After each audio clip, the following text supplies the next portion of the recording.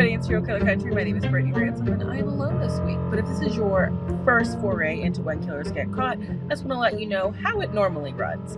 Usually, Brian and I would discuss a relevant, recent true crime story, and then I would lead you down the path of a well-known or lesser-known killer, talk about their life, methodology, how they got caught, and then Brian ends our segment with a paranormal palate cleanser.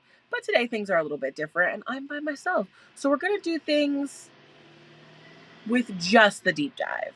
And before we begin, I just have to handle some of the bills aspect of podcasting. So if you're someone who loves this podcast, we would love you to to help us with our current push on patreon.com, when killers get caught. Due to issues outside of our normal control, Brian and I have been recording in less than ideal situations with lots of roommates and kids, and the vibe has kind of been killed for some of you. If you support our podcast and become a Patreon, you can help us purchase soundproofing equipment so that we can have this be the quality that you expect from us. And we also are going to look into hiring an editor too, for those situations where we do mess up and it can be fixed. Now, for $2 a month, you get your name in a TikTok fan shout out at the beginning of the next month. $5 gets you access to 4 bonus episodes of the Conspiracy Podcast, Patreon only Discord, 10% off on merchandise every month, and a shout out. $10 a month gives you access to everything else except your discount goes up to 20%, and you can watch a movie with us on Discord or play a video game with everybody. Like I said, this is just to help the podcast become better, and we hope you'll stick with us and work through kind of the growing pains of not having our ideal situation anymore. Now that we're done paying the bills, I'm going to jump into what we're going to talk about this week. And to say I've been interested in Wayne Williams since I was a child myself. I found a book in my teens from James Baldwin. It's less of a book and more of a pretty intense, lengthy essay called The Evidence of Things Not Seen. And if you don't know, James Baldwin is an incredible writer about race and America because he lived through the times that were pretty intense. But he was called from Europe to go to Atlanta and report on this case for Playboy of all publications. And he very much became ensnared in the socio-political aspect of a case where children were going missing roughly every few weeks to a month. And it was national news, but Atlanta almost didn't seem to care. The Evidence of Things Not Seen was kind of the story of the missing 23 Black children between 1979 and 1981, and also his opinion on it. My very first entry into this case was learning more about the victims than the killer, which gives you a completely different perspective of the case. Baldwin posed doubt as to whether Wayne Williams had killed anyone at all. And I looked back into Baldwin's writings about this along with a lot of other people in preparing for this week.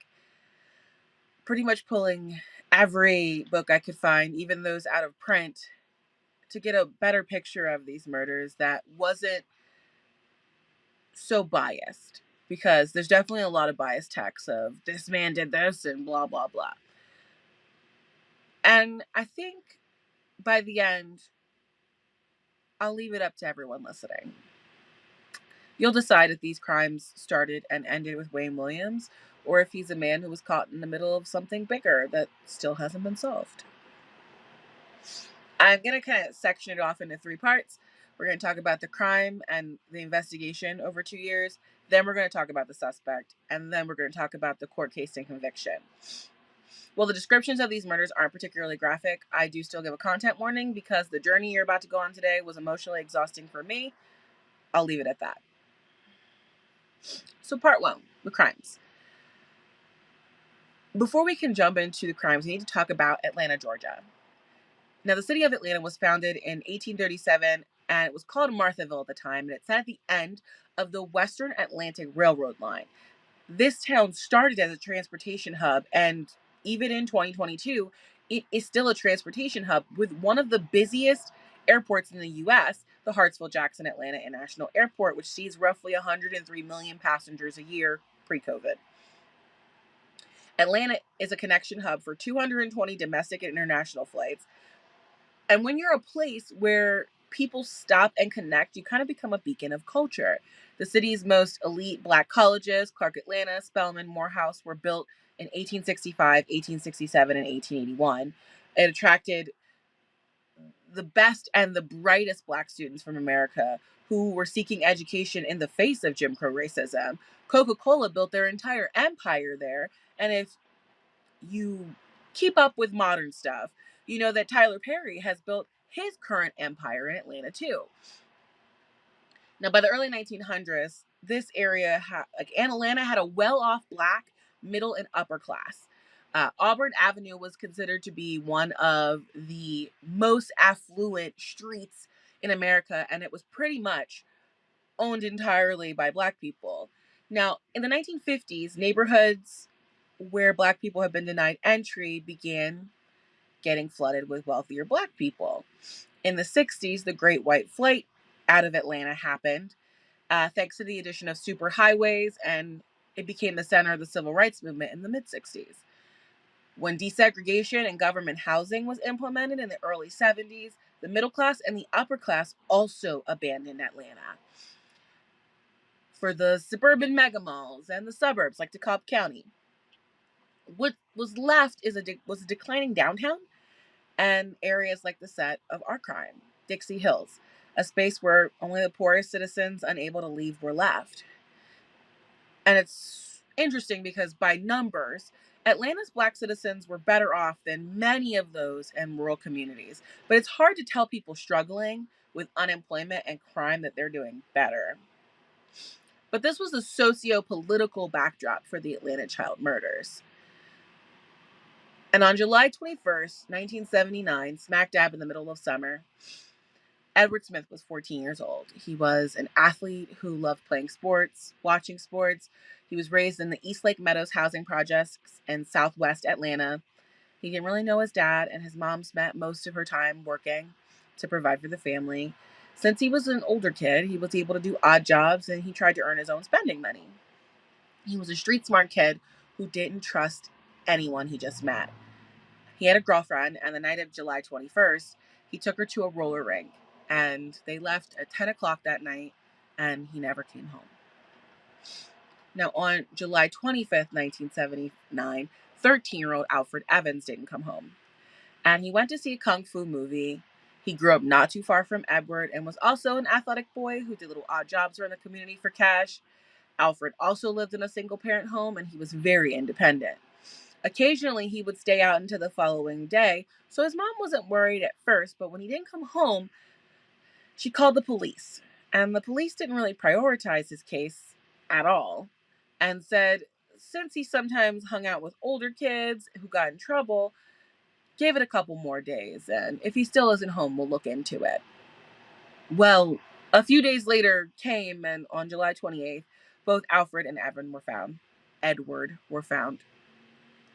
Their bodies were together in a wooded area near southwest Atlanta. Edward was still clothed, but Alfred was missing his shirt and shoes. He even still had money in his pocket, so it wasn't a robbery gone wrong. The coroner said that Edward, the bigger boy, had been shot with a .22 in the back, but Evans had been strangled. The police did a little investigation and did learn that the boys disappeared on different nights, but that they didn't know each other, and they just decided it was a coincidence that these two were dumped at the same site. This was Dixie Hills, after all, and Dixie was known for its crime by 79.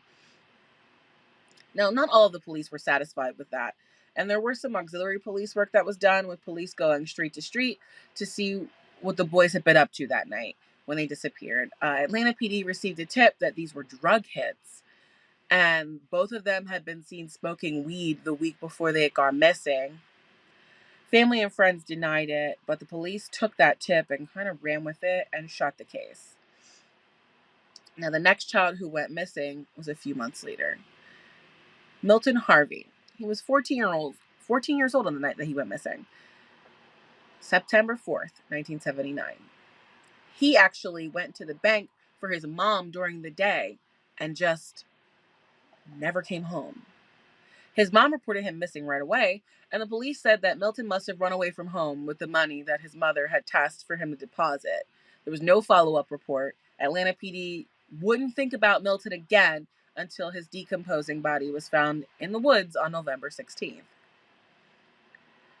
Following victim was 9-year-old Yusuf Bell. He went missing on October 21st, 1979.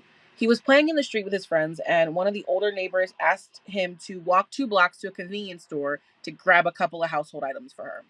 She told him he could keep the change for helping her, and Yusuf was seen in the store buying the items and seen walking back towards home.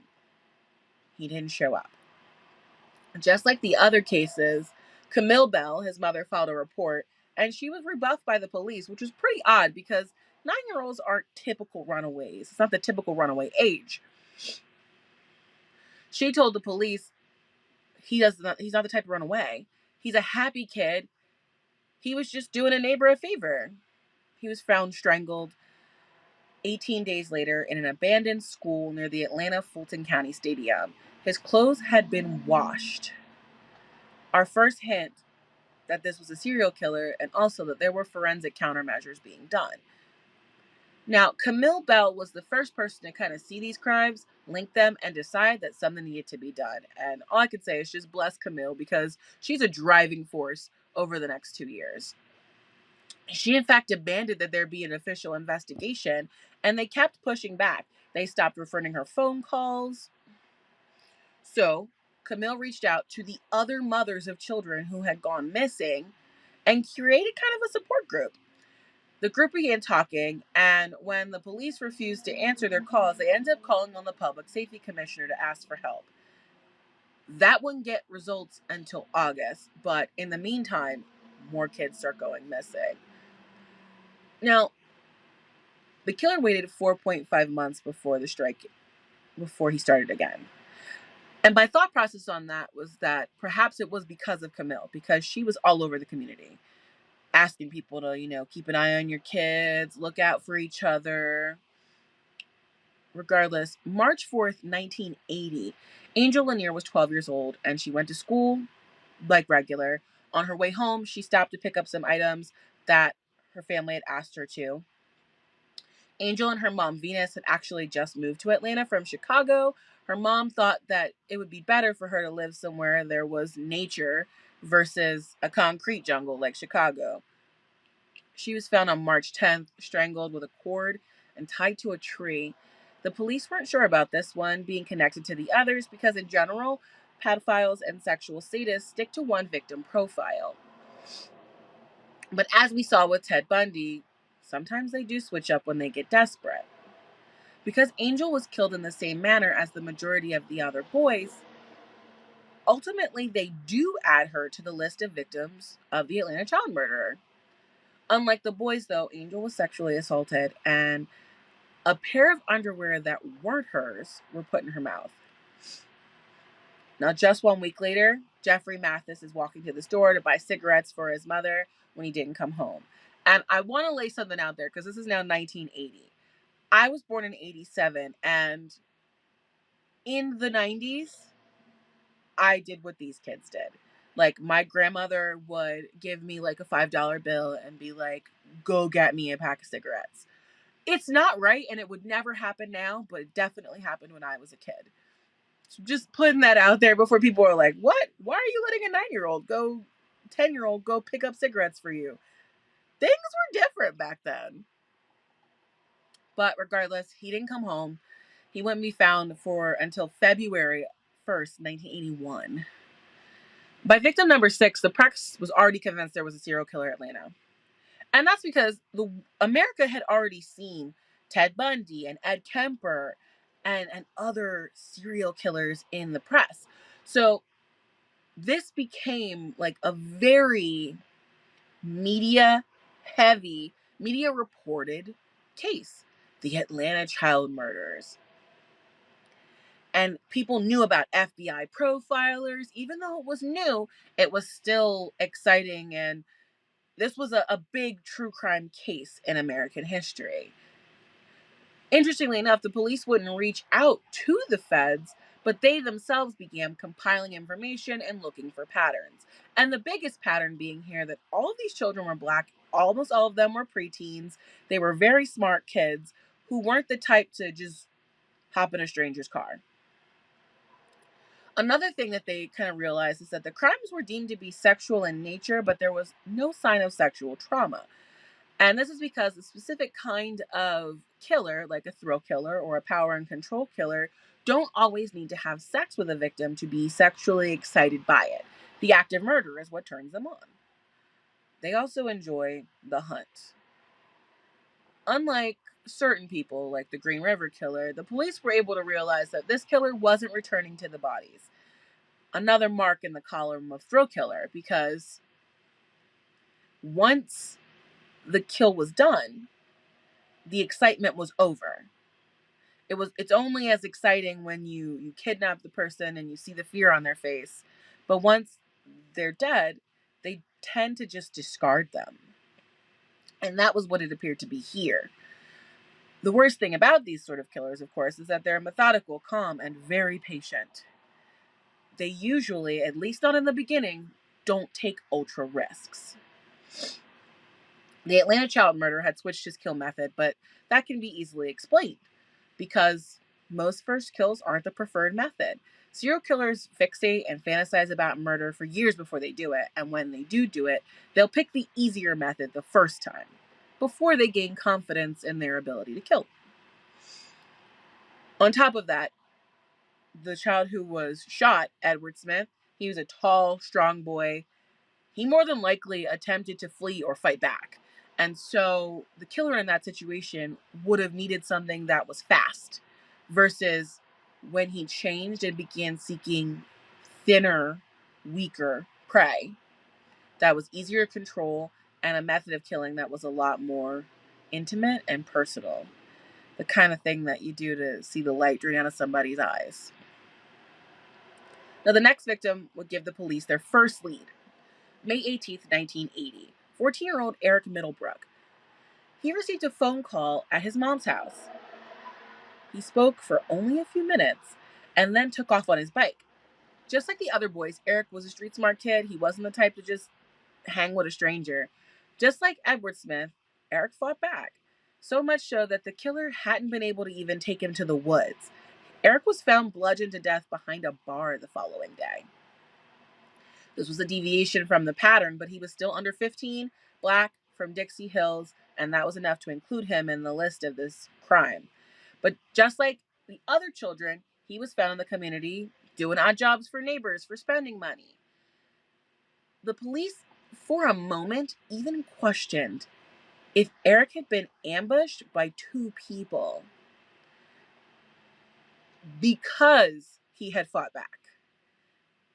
Now, one particular detective really paid attention at this crime scene. His name was Bob Buffington, and they took the normal hair and blood samples, but Bob had been reading about fiber analysis, and it was a new foray into forensic science in the late 1970s. Now, Atlanta PD didn't have the capability to do anything with this, but he bagged it. He wondered if it could be useful later. There were these red fibers on the bottom of Eric's shoes. Interestingly enough, his lieutenant actually mocked him and said Bob should clean out all the lint traps in Atlanta, and that way he could close all of their cases. Still, even while they were laughing at Bob, they sent the fibers to the Georgia Bureau of Investigation, and that crime lab, which was run by a man named Larry Peterson, analyzed it. And Larry thought this was a great find. They didn't have anything to compare it to yet, but he was like, this will be good for us later. Now, remember I said that the world had already seen the Bundy case, and that had a lot of press.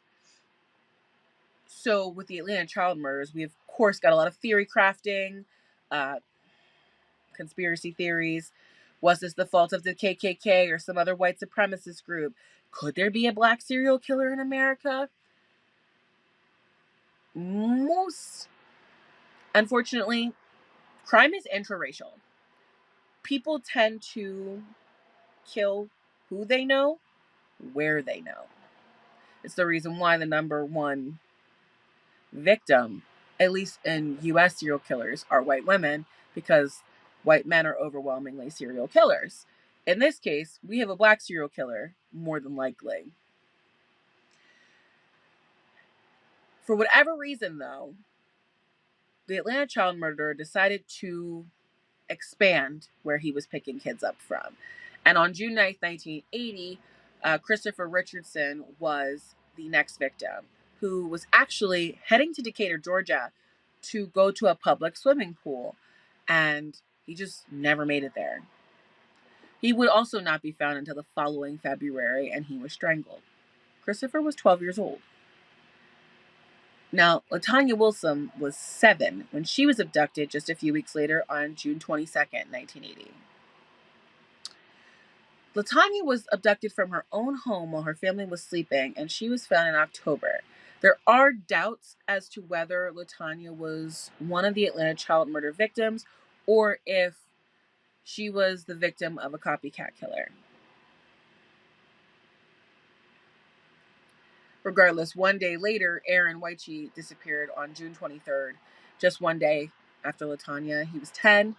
He was found on June 24th under a train trestle in DeKalb County. At first, they thought he must have been playing on the trestle and fell and died, but his autopsy showed that he'd been strangled. His family said that he had no reason to be so far from home, and there was no way that he was walking miles outside of Dixie because he didn't even have a bicycle. The investigators assumed that this killer obviously had wheels and he was somehow getting kids to get into his car and dumping them. Now, 9-year-old Anthony Carter is reported missing July 6, 1980, and about 2 weeks later. The night before, he had begged his mom to let him play outside with the other kids. She, of course, like every other parent in Atlanta at the time, was just like, maybe you should stay inside. And it was hot. The kids were outside playing hide and seek, having water fights with the hoses. There were other parents outside too. So she figured this is the safest he could probably be, right? He promised he would stay with the other kids close to the house. And then when parents started calling their kids in after it got dark,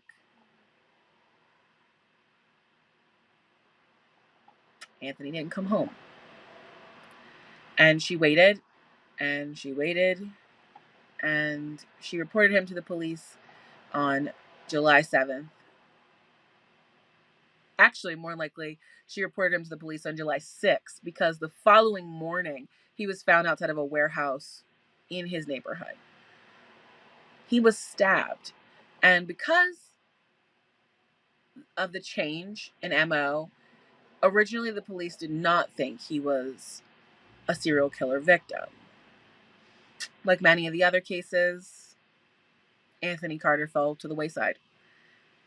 3 weeks later, 11-year-old Earl Terrell became the next victim. Now, Earl wasn't like the other kids. He was a bit of a troublemaker, and he was known to run with older kids who also caused a lot of trouble. He was street smart and quick-witted, just like all the other ones, but where many of the other children who had been kidnapped before were kind of what the kids would call, goody-goody. Earl's aunt frequently had to deal with going to the school to deal with him. He was a little bit of a bully, but he'd never been in any official trouble. So it did deviate from the pattern. But Earl went missing on July 30th, 1980. He had gotten kicked out of a public pool for being roughhousing. He didn't want to pull his friends from their fun, so he just told them he was going to walk home. And that's when he got grabbed. Another thing that changed with this case was that Earl's aunt, who was the one who was taking care of him, got a phone call from a strange man saying that he had Earl. She told the police this, obviously, but they couldn't trace the call, and Earl was found in the woods next to Christopher Richardson on January 9th, 1981. Both of them strangled to death. Now, at about the time of the 8th murder, Camille Bell had had enough of being ignored. And so that was when she took her concern to the Public Safety Commissioner, Lee Brown. The commissioner told her, I don't want to make anybody in Atlanta panic, which is ridiculous because people were already panicking. By August, 12 children had been kidnapped, including a boy named Clifford Jones, 13, who was just in town visiting his family for a few weeks in the summer.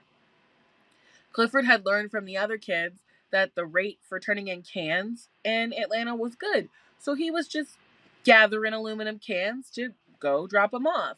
His body was discovered August 21st, 1980, behind a shopping center dumpster. Just like all the others, or the majority of the others, he'd been strangled. Now, Camille and 7 of the mothers from the support group formed the Committee to Stop Children's Murders, and Camille became the chair of the organization. The intention was to bring as much attention to these murders and pressure Atlanta PD to pay attention to the alarming number of children being murdered who are just being written off as runaways. The committee took to the streets of Atlanta and connected with pretty much every organization that they could, encouraging other people to get to know your neighbors, start looking out for each other, pay attention to every child, even if it's not your child, as they walk to and from school. They recruited Dr. Joseph E. Lowry, the president of the Southern Christian Leadership Conference, who was able to get the church involved. And I think a lot of people listening would know that networking through Black churches is very effective. The minister began getting other preachers to discuss the murders, like at the end or before their sermons. Between the murder of Taurus Clifford and the committee, they managed to get 450 Black and white citizens of Atlanta to get together and just start searching abandoned buildings, lots, forested areas. 400 police officers and firefighters volunteered to go door to door talking to people about suspicious activity. Within 3 months of this committee forming, these 8 Black moms, the city expanded the task force that they had created, which only had 5 people, to 24 people. And they added $100,000 to the budget for that task force to do their job, and they reached out to the FBI for help. The profiler the Fed sent was Royal Hazelwood, who was experienced in kidnapping and serial murder. Now, originally, Hazelwood studied the case from afar in DC, just going over the basics, and then he went to Atlanta and he had a bunch of Black cops show him all of the areas where the kids were abducted, where they were dumped, and he immediately informed the task force, there's no way this is someone who is white or a member of a supremacist hate group. And he explained that the second that he walked through the community, everyone went still. A random white guy just kind of stuck out like a sore thumb. And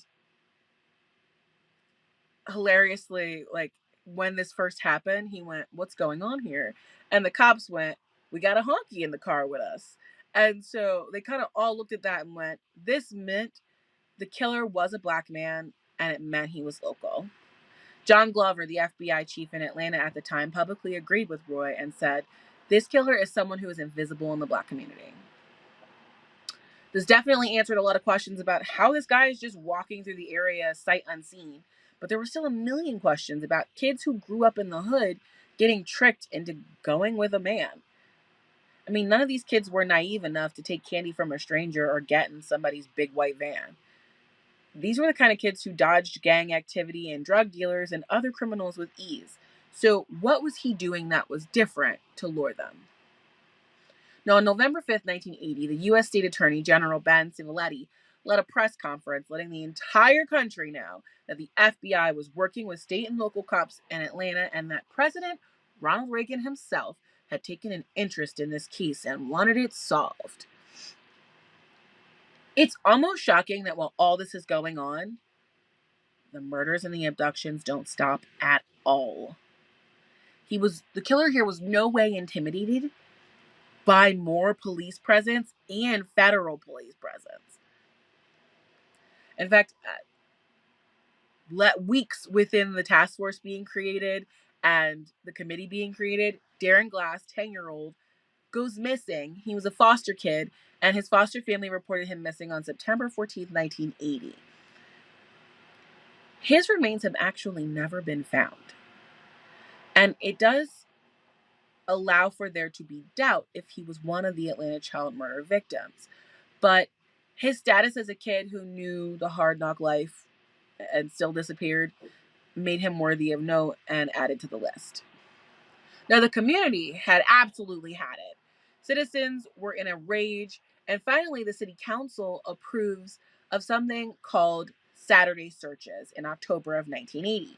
It gave permission for volunteers to search every abandoned school, wooded area, lot, and anything vacant on every Saturday. Now, where the committee from Camille Bell had been hindered in the past was that they needed permission from property owners to go onto some of these abandoned properties. Saturday searches, those rules did not apply. Everyone was doubtful that this was going to do anything. And the first weekend that they did a search was when they found LaTanya Wilson's body. In fact, Saturday searches proved to be incredibly successful. And we don't want that, because that meant that there were more children being found.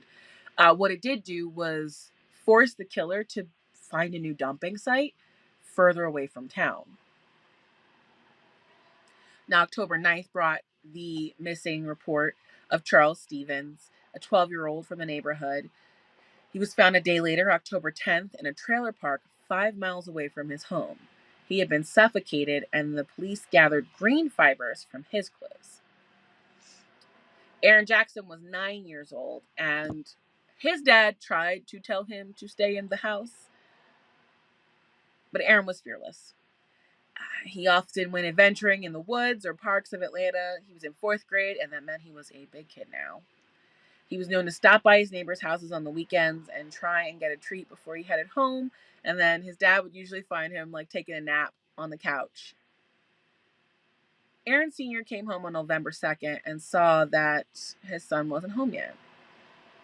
Odd, but he didn't start to worry until he turned on the TV and saw a news report that a boy had been found strangled, laying face up in a riverbank. And he had a deep feeling that that was probably his son, because Aaron Jr. always came home. He called the police, and it was his son. Now, they were able to quickly find him because the police were starting to surveil the highways and waterways. Later on, they would go bigger with this mission and prove to be very successful. But in the beginning, they were just starting to keep a little bit of an eye on the waterways. November 30th, 16-year-old Patrick Rogers goes missing. At first, they thought he had skipped town because he was being investigated for participating in a robbery. When they pulled his body out of the Chattahoochee River on December 7th, they were like, whoops, we were wrong. Patrick had fought back like some of the other bigger boys, and he had sustained a major head injury, which more than likely killed him. They discovered when doing his autopsy that he had fallen from a great height, and that directed the police to understand that they were right to begin looking at the bridges. 1980, Atlanta had a rather somber Christmas and New Year celebration. The crimes were national news, and now they were starting to affect the commerce in Atlanta. Normally, the city had a huge New Year's Eve celebration, but 1980 into 1981, people really didn't show up. The killer waited only 3 days into the new year before abducting Lou Geeter. He was 14, spent most of his time getting money in the neighborhood. He was a really industrious kid, actually, who would buy car deodorizers at the 5 and dime store and then stand on the corner or near the mall and flip them for 50 cents. He would stand outside the grocery store and charge a fee to carry people's groceries to their houses. And people bought his stuff even though they knew it was being upcharged, because this was a kid just trying to make $1 here and there, and it was honest work. He was last seen on January 3rd, and his friends told the police that they saw him talking to a lighter-skinned black man wearing a baseball cap with a scar on his face. Luby was found on February 5th, 1981, in the woods. He had also been strangled. The police began focusing on the lore. They figured that that was the key to figuring out how this killer was getting to these kids. This witness description was seen as credible, and they put a composite sketch out in the media. Now they just needed someone to come forward. Now the next victim was 15-year-old Terry Pooh. Terry was a lot like Luby. They were older, all about that hustle life. They were also friends. The task force received a report that Terry was missing in early January after he hadn't come home from a burger joint, and the police were interested in this. This was the first time there had been a close connection between the victims, and this just couldn't be a coincidence. Terry and Luby had to have known their killer. Terry was found on January 23rd, and he had the most defensive wounds of any victim so far. The police actually wondered if the reason why the killer had a scar on his face a week later when Luby was kidnapped is because Terry had been the one to cause that scar. Another important detail here was that Terry was found 20 miles away. That has so many horrible implications. Now we have to open up the search because the killer is now trying to avoid the bodies being found quickly. It's going to cost more money to do more surveillance in areas further and further out. The next move was probably the scariest for Atlanta, which was one child a week started disappearing. Now, Patrick Baltazar, 11, he was last seen at the Omni Entertainment Complex near a phone booth on February 6th. He was found strangled on February 13th behind an office park. Curtis Walker, 13, seen on February 19th, applying for a job at a gun store. Found on March 6th, partially submerged and caught on a log near a bank of the South River. He'd been suffocated. Joseph Bell, not related to Yusef, 15, known as Jojo to his friends. Last seen on March 2nd, leaving the seafood restaurant where he worked under the table. He was seen getting into a white station wagon with a medium-complected black man. He was found on April 19th in the South River in Rockdale County. Later, when this would go to trial, one of the kids who played basketball with JoJo and was also there that night said out loud, like, we saw him get into Wayne's car. Unfortunately, this testimony would be heavily scrutinized and its validity because of the age of the witnesses. Doesn't stop though. Timothy Hill, 13, last seen on March 11th at a rooming house owned by a sex offender. Now, he was found March 30th in the Chattahoochee River. Cause of death, asphyxiation. Timothy and JoJo both worked at the restaurant under the table, and they both played ball together. Another connection where two kids knew each other. The man who owned the rooming house was looked into, and they were able to confirm his alibi and also determine that while he was a creep, he wasn't the creep they were looking for. Now, all four of these murders get linked together based on the fibers found on their bodies. And then there was also a potential abduction. An unnamed boy was kidnapped and thrown in the back of a car on February 11th. He managed to escape at a red light and gave police information that would contribute to finding this suspect. This was an odd change to the narrative, just grabbing a kid off the street and throwing them in the back seat. But Ed Kemper, another serial killer, has spoken at length about how the need to kill is a compulsion. And that compulsion made him do more and more reckless things to get satisfaction. Ed Kemper talks about how you want to plan the attack, but also you need to do it now. It's almost like a drug addiction at that point, once they've been doing it for so long. And with this killer doing it once a week, he may have just gotten sloppy and needed to satiate his desires, and that overwhelmed the logical desire to do it as he had been doing before. Unfortunately, something happened here with the press, which was that they found out about the fibers on the bodies. And of course, from this point on, most of the victims are found nude or near nude as a forensic countermeasure to stop the police from being able to get fibers. Now, two things happened in March of 81. The FBI had gotten a little bit tired of this is the KKK infiltrating Atlanta conspiracy theory. And they decided they were going to try and talk to all of the kids in Atlanta. And so they put out these questionnaires for every school-age child between the ages, less age and more, between 4th grade and 10th grade. And they were like, please let us know about any suspicious activity or encounters that you had. 1,600 questionnaires were returned. 977 had information. And that sent Atlanta PD out doing a lot of follow-up interviews. The public outcry was huge that March. Muhammad Ali donated $500,000 to the task force to keep them working. Other celebrities like Gladys Knight and Burt Reynolds donated too. They built a nonprofit that was supposed to help the families, but it really didn't, because this was the first time that there had been a nonprofit meant to help the families of serial killer victims. And most of the families ended up not seeing any of that money. Sammy Davis Jr. did a benefit concert with Frank Sinatra in Atlanta. Vice President George H.W. Bush was assigned to coordinate the local police and federal agencies. That one's a head scratcher because they were already coordinated and working together. But I think this was just the White House being like, we need to let America know that we care. Now, I saw that the FBI decided to look into the KKK thing, right? They thought it was obviously super bogus. So they do a secret op for about 2 months that sends the members of Atlanta PD into the KKK. Super secret, full of informants, surveillance, phone taps, polygraph tests. They do the whole 9 yards. Now, the police were looking at the Luby Geter case and the KKK because his name had come up in phone calls. So obviously, the local Atlanta KKK knew about this kid and they didn't like him. Unfortunately, a lot of the evidence for the case was destroyed post Wayne Williams' conviction, but there is a file on this called the 1800 file, and it shows that they pretty much transcribed everything and then deleted the actual audio tapes.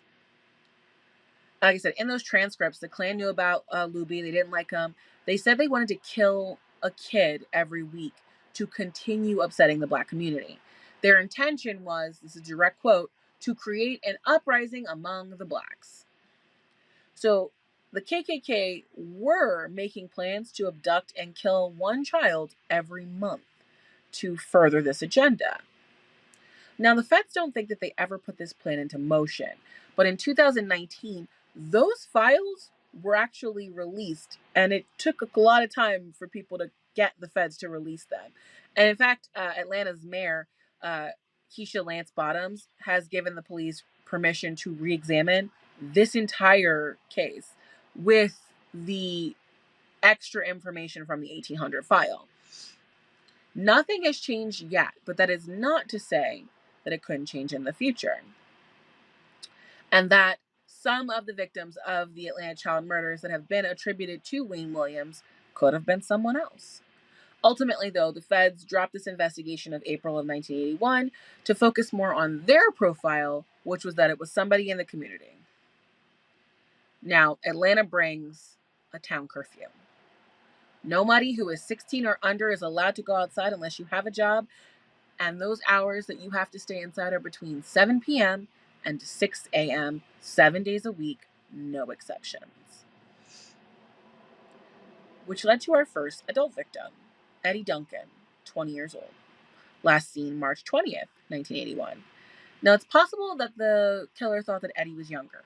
He was a very short man. He also had some developmental delays, which may have made him seem younger in the way that he spoke. Edward was found in the Chattahoochee River on March 31st. Larry Rogers was the next victim, also 20, last seen getting into a car with another Black man on March 30th, found on April 9th in an abandoned apartment only 6 blocks away from his home, also strangled. Michael McIntosh, 23, seen on April 1st, found on April 20th in the South River. Jimmy Ray Payne was 21, and just like the other victims, short, smaller build. He went missing on April 22nd, found in the Chattahoochee River on April 28th. Now, John Porter was the oldest at 28, and because he was so much older, the police thought that he was least likely to be included, also because he had been stabbed in an abandoned lot. There was confusion about the fibers on him being different from the other victims, but they ultimately added him to the list as well, found on April 12th. William Barrett was 17 when he went missing. He was last seen on May 11th, 1981. He was found 24 hours later by the FBI on a curb near a wooded area close to his home. A custodian from a local high school who had run out of gas and been walking along the road gave a witness testimony that he saw a man standing near that dump site, and then that man had gotten into a white over blue Cadillac. Again, here the police are like, okay, obviously these are all becoming water dumps now. So they expanded the surveillance team to cover all 12 bridges that cross the Chattahoochee River and the 2 that cross the South River on April 27th, 1981. And when I like, this isn't just like, oh, a couple of people come by. This was 24/7 surveillance, which was very expensive. And they were like, we're going to do this for a month and hope we catch something. May 22nd, 1981, the police stationed near the other end of the bridge hear a loud splash on the James Jackson Parkway Bridge at 2:50 a.m. They checked the bridge, and the first car to leave was a light-colored station wagon, and in it was Wayne Williams. They stopped him, questioned him, and the first thing he says to the police is, "This must be about those boys." And then he said he was heading back into town because he was a talent scout who had an audition for a young singer named Cheryl Johnson. The number he gave for himself was a lie. And the number he gave for Cheryl was a lie because Cheryl didn't exist. He let them search his car, which he said wasn't his, but belonged to his uncle. And inside there was a black, green, and white blanket, a bag of men's clothes, a bag of women's clothes, and 2 feet of white nylon rope. They concluded that while this was a little weird, it wasn't proof of a crime, so they let him go. 2 days later, the body of Nathaniel Cater, who had gone missing on May 20th, was found by 2 young men who were fishing. Nate's nude body had floated to the surface. And this was particularly interesting to the police because the last person who had been seen with Nathaniel was Wayne Williams. The medical examiner said that he had been strangled, but there was no trace of any bodily fluids. It was at that moment they placed Wayne Williams on 24/7 surveillance. Part 2, our suspect. Wayne Bertram Williams was born on May 17th, 1958, to Homer and Faye Williams in Dixie Hills, the very segregated neighborhood in southwest Atlanta, Georgia. Dixie Hills was very typical of segregation in the South in the 1958. The majority of the businesses were black-owned, and poor, middle-class, and upper-class people still lived within the neighborhood. As we talked about before, by the time that Wayne was older, the area was now almost 100% black and very poor. Wayne had a pretty uneventful childhood. Both of his parents were teachers. They stayed married until death. They kept a nice home, didn't abuse themselves or their son. No one did any drugs. Drinking was done in moderation and never around the child. Homer and Faye adored their only son, and they encouraged him in every aspect of his life. He got all the toys he wanted, electronics he wanted, and from a very young age, he showed that he was super into technology and music. In school, Wayne Williams was a top student. Most of the teachers interviewed after his arrest were shocked because they thought that he was someone who would probably have headed off to college. They said he also had a very positive temperament, that he was kind, quiet, smart, respectful, helped everyone, and had a relatively high IQ for someone his age. Now, Wayne was a loner, and he didn't really enjoy spending time with other kids. And when he was younger, he got bullied for his small stature and like very large round glasses that he wore. However, he was a smart kid, and he usually managed to talk his way out of fights and didn't get in trouble. Somehow, the smart tongue managed to net him some friends who thought that he was funny, and that kind of kept the bullies away. Wayne went into Frederick Douglass High School, where he was student council president. He graduated with top marks. He could have gone to any school that he wanted, but he didn't go to college. He did eventually attend Georgia State University and attempted a business degree for a semester, but he didn't like college. What Wayne was interested in was music, and like I said before, he was really good at technology and music, so his parents would buy him electronic music equipment. His favorite band was the Jackson 5, and he wanted to be just like them. Unfortunately for Wayne, he didn't have any talent for singing or dancing, but he devoted all of his free time as a kid and then a teenager into figuring out how he could be a part of the music industry. At first, as a kid, he just learned how to fix radios and other like small musical devices. Then he started charging for the service and had a nice little business for himself. After his parents realized that this was serious, they bought their 16-year-old son all of the equipment that he needed to create his own radio station and broadcast from a room in their house. I don't even know how much money this would cost because, from what I understand, music equipment is outrageously expensive. Good equipment. Once he got familiar with his own radio equipment, he started working part-time at local radio stations, learning the technical and financial side of the business. Wayne impressed a lot of his bosses by being really mature and work-minded versus a normal 17-year-old who was probably chasing girls and running the street. At 1976, at just 18 years old, he took what he learned and decided he was going to become a talent agent. He used every contact he met through the radio for the last 2 years and added them to his resume to made it seem like he was more experienced than he really was. Many of the people on his resume would later say that they had never met him. But regardless, he was able to impress enough people to believe that he had a real talent agency. Now, what Wayne wanted was to build a boy group that was just like the Jackson 5.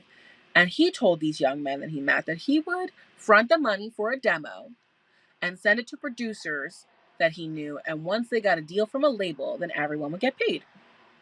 All they had to do was do the work and practice music, right? Now, he did eventually cut a couple of demos with Atlanta studios, but the studio owner, Kathy Andrews, was like, I don't think I ever saw a band. Now, his plan, he was to call this band Gemini. And that was a really good name because in the 70s, people were obsessed with astrology.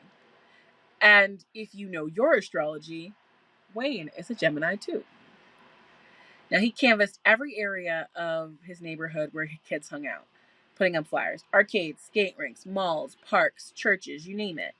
These happen to all be the same place where a lot of these kids will get abducted.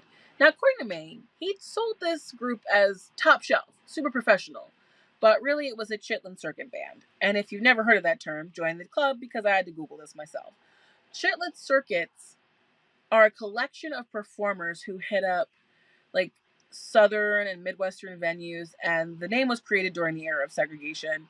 The band, you'd have a band, so music, maybe a comedian, and other kinds of acts who all toured together. And this was also mainly marketed towards Black people, but also like fairs.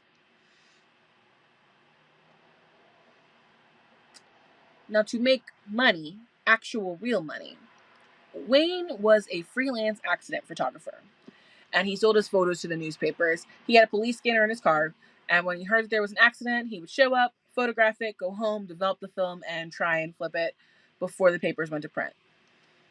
He also had a video camera long before those were commonplace, and he would sell accident video footage to TV stations too. This meant he was reasonably outside at all hours of the night looking for work. Now, one of the weird things when looking into Wayne Williams as a person was that this was a man who was deeply insecure and he wanted to be relevant and taken very seriously. He was ambitious and intelligent, but he didn't use any of his skills in a way that benefited him. He was known to exaggerate his life and just outright lie to reporters about how influential he was in the 70s. Like, even now, when he's done interviews from his arrest until now, he just lies. Like, in some of the sources, I found stories where he said he was in the National Honor Society in high school. That was a lie. He was in JROTC. Another lie. He said he applied to be a cop. That was a lie. In fact, he got arrested in 1976 for pretending to be a cop. Like, he had a uniform and he would walk around town. Now, those charges were dropped because it was his first offense, but he kept doing that well into the 70s and early 80s, making some people wonder if one of the ways that he convinced children to talk to him was looking like a police officer.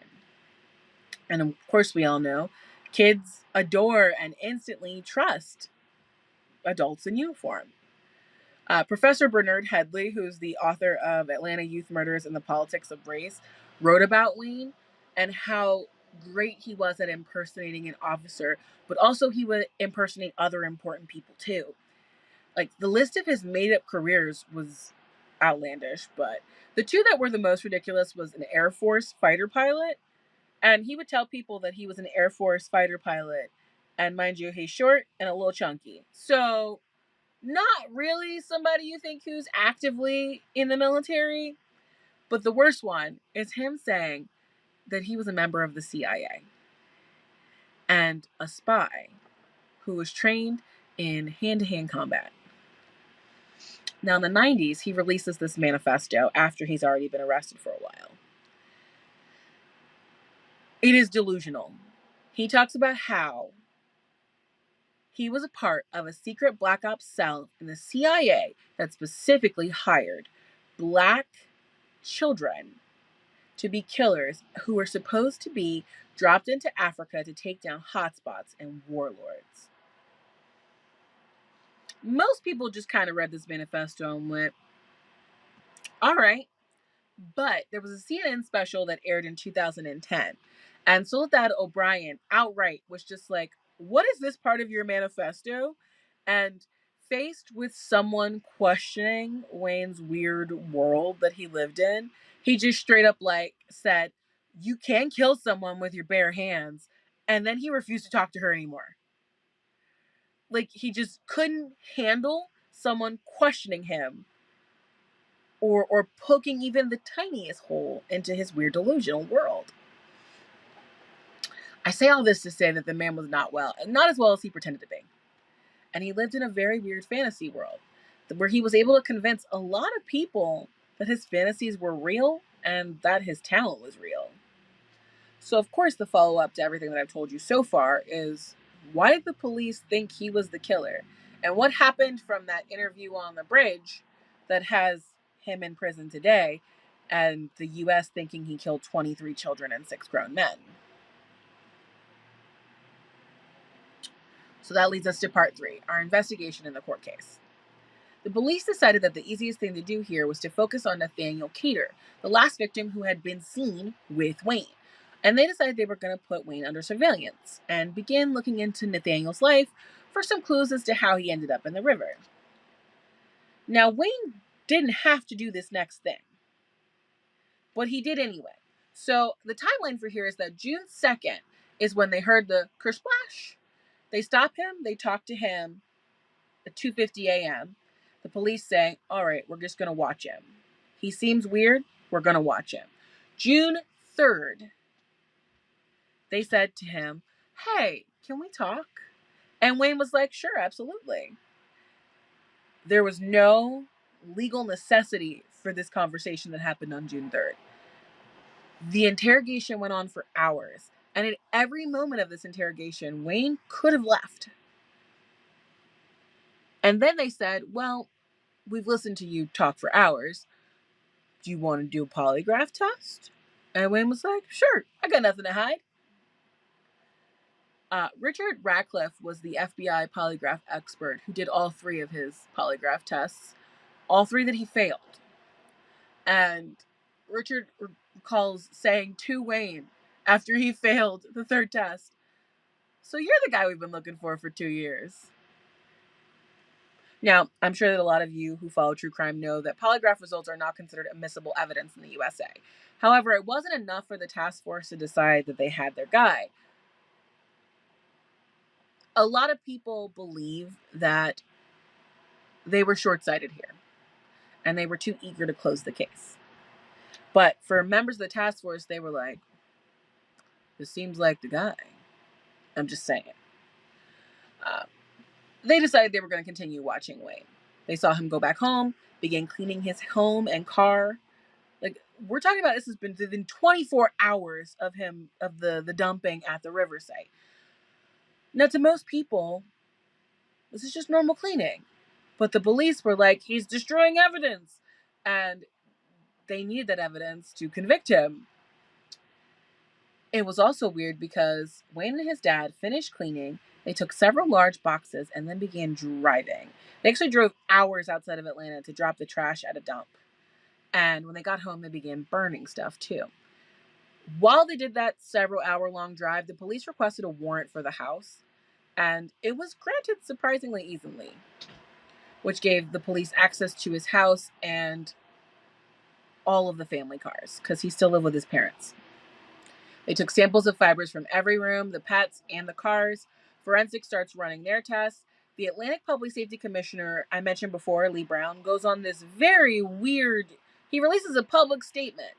And he's like, we don't want to name any names, and there's probably more than one killer, and this is based off of everyone's experience in law enforcement and the consultants, and we don't have just one person responsible. This does nothing to make any of the parents in Atlanta feel any better. Now, the big item that was taken from Wayne's bedroom in his parents' house was a king-size comforter that contained violet acetate fibers. It takes some time, but these are found on 18 of the victims' remains. White dog hairs with black tips were found on 9 of the victims' bodies, which matched the dog, the German Shepherd that the Williams family had. And a yellow-green carpet fiber was found on 13 of the victims. Now, for the task force, this was like, we got him. This is it. But in reality, this is all very circumstantial. There were probably hundreds of thousands of people with these items in the U.S. Fact that he was on the bridge, circumstantial. Fact he didn't have an alibi for any of the murders, circumstantial. He didn't prove that, it didn't prove that he did it. His connection to the bar that they found the victim behind, lots of people perform at that bar. The seafood restaurant that 2 of the kids worked at, him using it as his mailing address, that was weird, but the composite sketch that they got from JoJo Bell's, listen, there are loads of short black guys with afros and glasses in Atlanta. It was like for everything they had, there was a reasonable answer for it. Now, something happens here next, which is also kind of ridiculous. June 2nd, we have Chris Splash in the water, interview on the bridge. June 3rd, we have interview with the police and search warrant. June 4th, Wayne calls up a bunch of his reporter contacts and says he has information about the Atlanta child murderers and he wants to do I'm sorry, I'm just laughing at this because he wants to do a press conference. He lists a couple of requirements. You're not allowed to say my name, and you're only allowed to show from, like, my mouth down.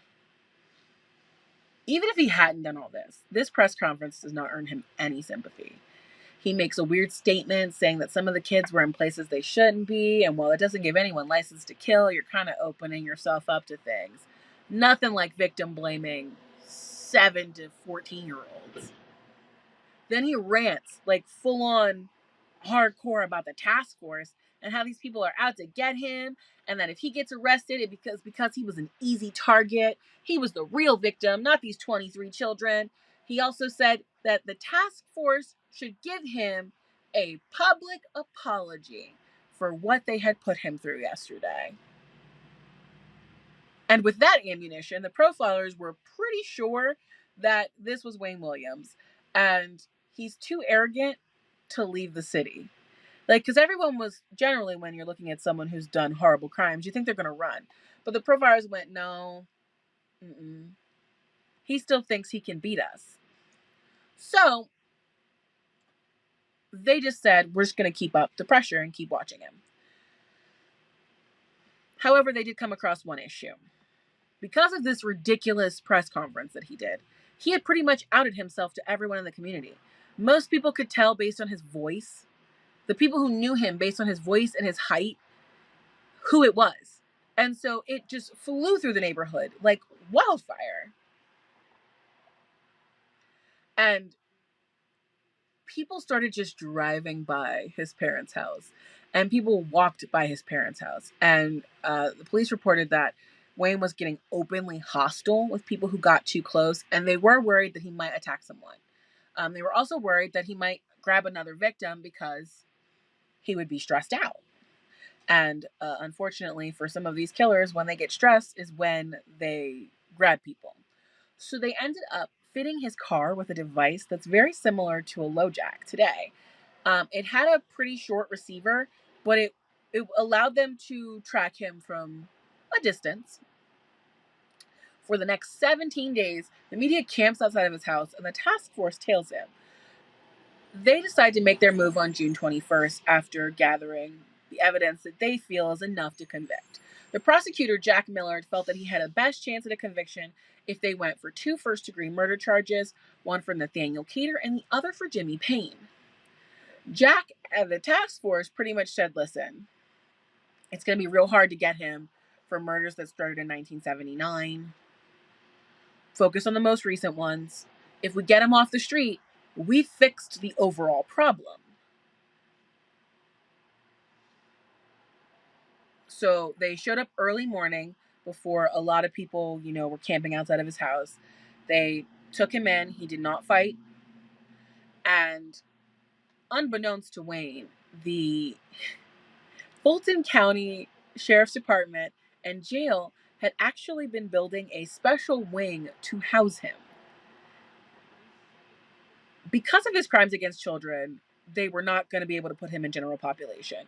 Even if he hadn't been charged with child murder, court of public opinion assumed him to be the killer. And they needed him to be in some kind of isolation. And they needed to be able to watch him 24 hours a day. He was the only inmate in this wing. And he was in isolation from the day he was arrested up until his trial on January 6, 1982. The only people who he ever talked to were his lawyers and his parents. It's honestly amazing that the trial was actually put together in only 6 months. The average length of a criminal murder trial is about 582 days in the United States. And it's even longer if you're trying to prepare for the death penalty. One of the reasons, unfortunately, that he went to trial very fast is because his lawyers were not seasoned enough to take on a case like this. They tried to get the trial moved due to jurisdiction bias, saying that it should be in Atlanta because, what they said was it should be in Atlanta because there was no way that people outside of Atlanta weren't going to be biased. And I think that was a weird argument because people in Atlanta were going to be biased too. But because the body was found in Fulton County, that was where they were going to have the trial. His defense thought that if they could get an all-black jury, that there would be some level of sympathy towards him. They didn't get the trial moved, but both sides did agree that the jury was going to be sequestered and there would be media restriction for all of them. And I'm sure the 8 black and 4 white jurors, none of them being women and 3 men, were pretty annoyed with this as the trial lasted for 8 weeks. I can only imagine being sequestered for months. How are you supposed to pay your bills and stuff? I still think about that every once in a while when a big murder trial happens. How are you supposed to live? Does the fee go up? Because when I was on a jury trial, we got $80. I think it was that was the week. The week might have been $150. It was not a lot of money. Now, Fulton County said that they were going to choose the judge through a randomized computer system, and Judge Clarence Cooper was chosen. Now, Judge Cooper was an impressive man who was known to be fair and just, and he was black. Now, some people thought that was going to be good for Wayne and that Cooper would show some kind of sympathy. Others said he would be harsher because he was trying to make a point about black-on-black crime. But really one of the things that made it seem like it wasn't so random is that Judge Cooper had ties to the district attorney. They had worked together in the past. So the trial starts. Prosecution brings forth just this mountain of physical evidence. They interview all the children who said they had seen Wayne with the victims. The carpet evidence was particularly damning because that particular carpet and fiber was manufactured in Dalton, Georgia for only 7 years, between 1967 and 1974. The odds of finding that specific carpet in Atlanta were 1 in 7,792, which, if you're good at statistics, would mean that there were roughly a few hundred houses that would have been outfitted with this in Atlanta. That's still a lot of people, a lot of potential people, but that does narrow things down from hundreds of thousands of people to potentially a couple hundred. They introduced the hair and the blood samples, which did link him to some of the Atlanta child murder victims. Now, I have to say this as a child of attorneys. If Wayne had had better lawyers, I don't think a lot of this would have been admissible. He wasn't on trial for any of the murders of the children. So it kind of seems ridiculous that the prosecution was allowed to parade all of this information out about a case that the defendant had never been arrested for. And it definitely prejudiced the jury. The judge allowed it because he said that it set up a pattern of murders and a pattern of behavior for Wayne Williams. Like I said, I don't think this would have flown in today's court, but that said, the second thing that hurt Wayne Williams was just how freaking weird he was after he was interviewed. That weirdness, the weirdness about his life, the stories he had been telling people, how he used to tell kids in the neighborhood that he knew how to kill a man, all of this stuff came out on the stands, and the prosecution did a really good job of just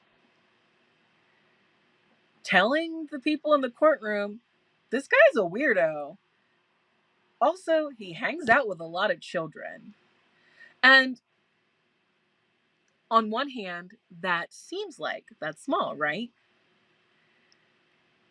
But just injecting the notion of this grown adult hangs out with children sets some prejudices up for people. Now, some of the witnesses got on stand and said things that were impossible to prove. That Wayne was gay. He was definitely a pedophile. Also, these things shouldn't have been admissible in court. He wasn't on trial for doing anything with a child. And I know there's an argument that this information could stand as testimony as the kind of person he was, but honestly, it was there to make him less likable in the eyes of the court. There was some truth in that potential queer baiting was because Nathaniel Cater was openly bisexual, and he and Wayne had been out on a date, or what seemed like a date, before he was murdered. But still, that shouldn't have mattered outside of setting up the fact that the two were there the night before together before he died. But being a gay guy in the early 80s still wasn't a walk in the park. So they were definitely kind of laying the groundwork that Wayne Williams, he was a gay guy, he hung out around kids. You know what that means, right?